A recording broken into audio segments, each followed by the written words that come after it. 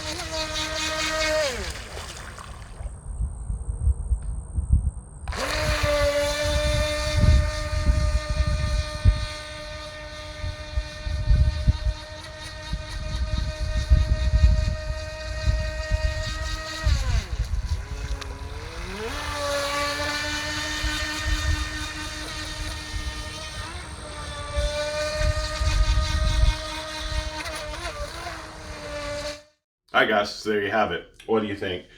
Yeah, I'm gonna be honest. It's been so long since I ran this boat. It was a little faster than I thought, or what I remember it being. I know it's not fast. I know there's boats out there that are extremely faster than this, but it was faster than I thought it would be. um, Bone stock boat, and I wouldn't mind making it a little bit faster. I know nothing about boats. I have done some searching to try to see what I can do, and I've seen where people have put brushless setups in these and motor upgrades and all this kind of stuff. And not saying I'm not willing to do that.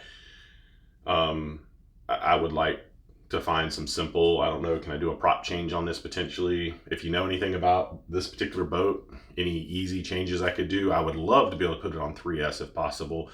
Don't know if that's feasible with the electronics that are in it. If you know, let me know. But regardless, it's fun. My son enjoys it. You know, something extra to do, something different to do. And I may be looking at getting a different boat for the channel, maybe something a little bit faster. So you might see that in the future. Hope you like what you see today, guys. If you do, please like, share, and subscribe. Until the next time.